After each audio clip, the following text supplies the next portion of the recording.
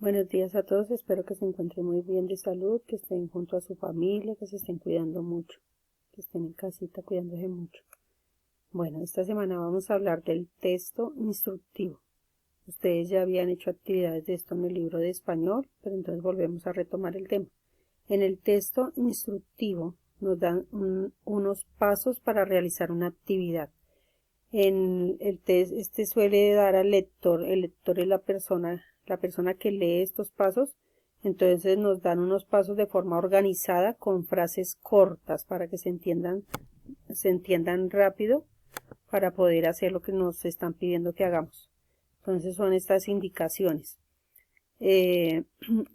para un fin determinado. Ya este texto instructivo puede tener índice, puede tener las instrucciones de armado, si es para armar algo, puede tener una lista de materiales si es necesario, puede tener instrucciones básicas como hacer algo, puede tener ilustraciones, o sea, dibujos, o nos pueden dar unas normas o unas recomendaciones de uso.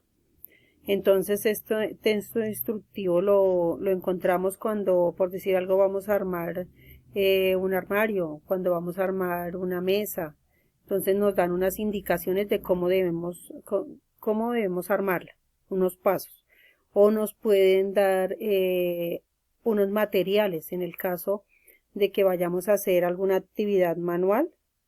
Entonces nos dicen qué materiales tenemos que utilizar, o en el caso también de las recetas de cocina, de qué pasos y qué elementos necesitamos para poder hacer cierta receta de comida.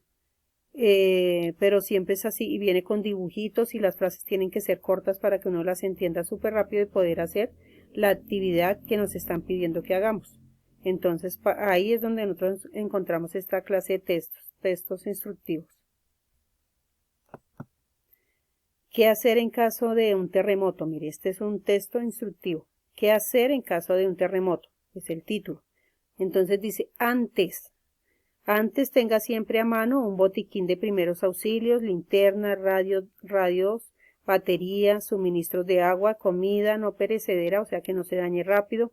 Elabore con su familia o vecinos un plan para saber qué hacer, en dónde tienen que reunirse cuando haya dejado de temblar. Ubique en los lugares más sólidos de la vivienda, de su casa. Entonces puede ser bajo las mesas, una mesa que sea gruesa, bajo las mesas, o en el marco de la puerta por las cosas que cuando está temblando, entonces todas las cosas que tenemos colgadas en la pared y todo esto se va cayendo o los vidrios se van rompiendo, entonces por eso siempre tenemos que ubicarnos o debajo de una mesa o en el marco de la puerta, cerca de la puerta. Eso es lo que tenemos que hacer tenemos que saber y aplicarlo. Durante, o sea, cuando esté pasando el temblor, entonces mantenga la calma y no corra. Aléjese de las ventanas y otras fuentes de vidrios o objetos cortantes o contundentes. Proteja su cabeza, colóquese cerca de la columna o esquina de su vivienda y acuda a los puntos señalados como seguros en su plan previo. Eso es lo que hacemos durante. Y después, cuando ya haya pasado el terremoto, entonces, si hay heridos, pida auxilio a los cuerpos de socorro, encienda la radio para mantenerse informado respecto a recomendaciones y previsiones, aléjese de los árboles, los postes eléctricos u otros objetos que puedan desprenderse y caer encima de las casas o encima de las personas que están transitando por la calle. Entonces, si ven que este es un texto instructivo, entonces nos dan el antes, el durante y el después, y nos dicen en frases cortas qué debemos hacer en caso de un terremoto, ya sea que esté pasando o de pronto vaya a pasar, entonces ahí nos dicen qué debemos hacer y que esta información tiene que saberla todas las personas de la casa, no únicamente ustedes. Entonces, ahora vamos a mirar un texto instructivo. ¿Qué acciones tenemos que hacer entonces? Por decir algo, en una piscina, entonces nos dan ahí siempre en la piscina, antes de uno meterse a la piscina, hay unas recomendaciones, están escritas o también las personas no las pueden decir. Entonces, dúchese antes de entrar al agua, para uso exclusivo de residentes, o sea, solo las personas que viven ahí. Menores de 10 años deberán estar acompañados de su representante y dar aviso a conserjería ante cualquier accidente. Entonces esto es en el caso de las piscinas que están en los conjuntos cerrados. Entonces esas son las recomendaciones para que no pase nada malo en la piscina mientras están utilizándola. Todo esto y va bajo la supervisión de la administración, o sea, de las personas que manejan ahí el conjunto cerrado. Entonces ellos son los que dan estas órdenes que esto tienen que hacer las personas que se van a meter a la piscina. Otro texto instructivo son las señales de tránsito, ya sea a través del lenguaje de signos convencionales, o sea, las flechas, los iconos, todo lo que encontramos en las señales de tránsito, o de texto verbal o escrito, o de ambas. Las señales de tránsito le indican a los conductores qué acciones pueden hacer, qué sí se puede hacer o qué no se puede hacer. Esto ocurre no únicamente pues en la calle, en los espacios públicos, es donde encontramos las señales de tránsito. Y no son únicamente para las personas que manejan carros, sino también para las personas que caminan en estas calles. Entonces ahí están las señales de tránsito que nos avisan de si hay algún peligro o algo que debamos hacer en la calle. Entonces, para que no pase nada malo. Entonces, también esas son clases de textos instructivos, que también es a través de flechas, de dibujos, o pueden ser palabras cortas. Entonces, ahí están, textos instructivos también.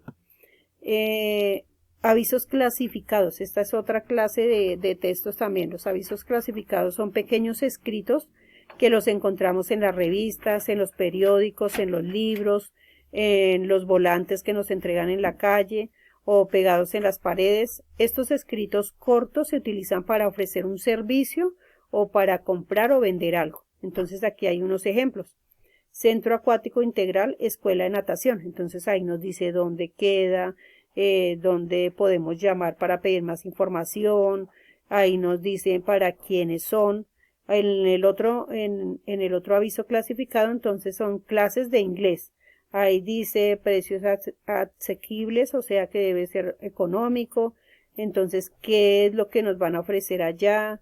Ahí están igualmente los números de teléfono, por si nos interesa, entonces llamar. Entonces, siempre estos avisos clasificados son textos y siempre están llamativos, tienen que ser llamativos, entonces con dibujos, con colores llamativos. El tipo de letra cambia, si ven que cambia la letra en las clases de inglés, inclusive el D está al revés. Entonces, para que llame la atención y la gente acuda a mirarlos y si necesita el servicio lo tome. Aquí hay otros ejemplos de avisos clasificados. Entonces, buscas casa, aquí le dicen dónde puede encontrarla. Cuentas con tu crédito, entonces también ahí le dicen cómo o dónde. También en los periódicos, aquí dice clasificados, entonces en los periódicos encontramos textos chiquiticos que son avisos clasificados, donde nos ofrecen trabajos, donde nos venden cosas, donde requieren cosas, entonces necesito un carro, no sé cómo, entonces ahí lo ponen en avisos clasificados, pero tienen que ser corticos los textos ahí que se colocan en el periódico. También, entonces, aquí vea reconocimiento, entonces aquí es como una mención que le están dando a alguien porque se portó bien, porque le fue súper bien, entonces le están dando un reconocimiento. Eso también es un aviso clasificado. Entonces, y vienen con dibujos o colores llamativos, los avisos clasificados. Entonces, como tercera tarea de este cuarto periodo, entonces vas a tomar dictado correctamente de 10 renglones del tema que desees.